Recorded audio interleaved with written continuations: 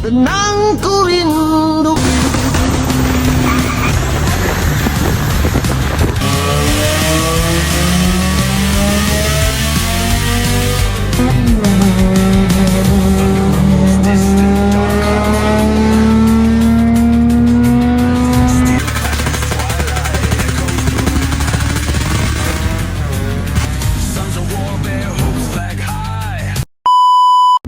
Okey, Assalamualaikum.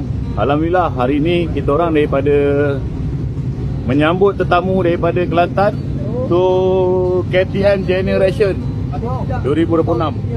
Jadi akan menuju ke Wheel Rider.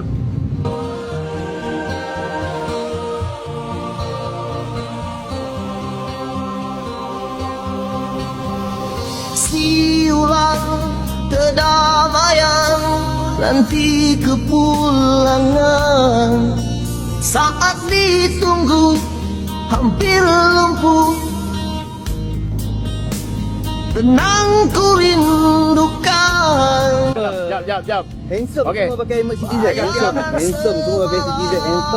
Handsome.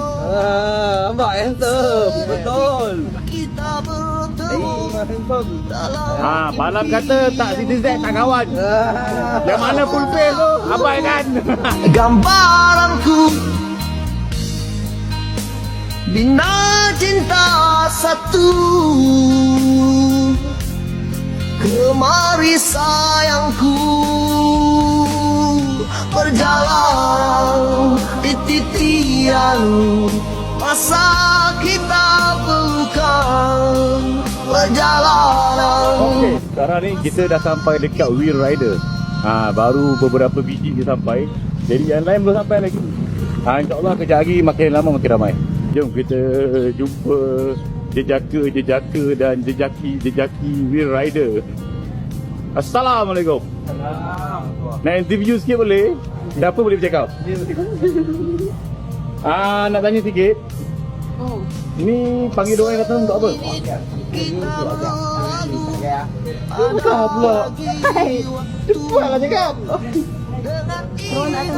Oh, dia nak jalan-jalan je. Okey, buat pengetahuan korang, diorang ni datang saja jalan-jalan. Kita makhluk Tuhan, kita dijadikan perjalanan titian, masa kita perlukan.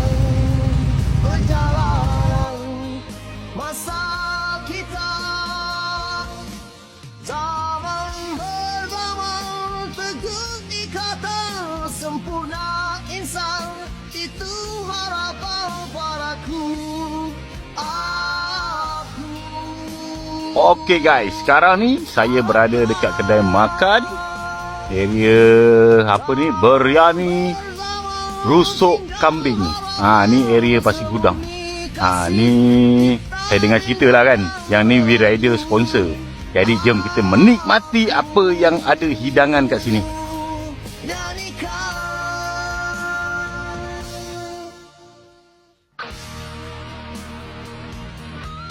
Wah, ni panas-panas berangan-angan.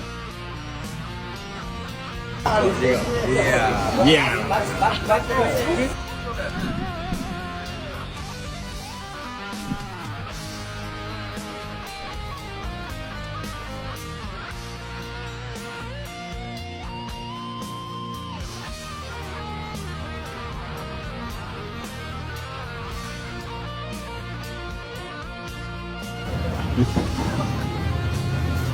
Wah.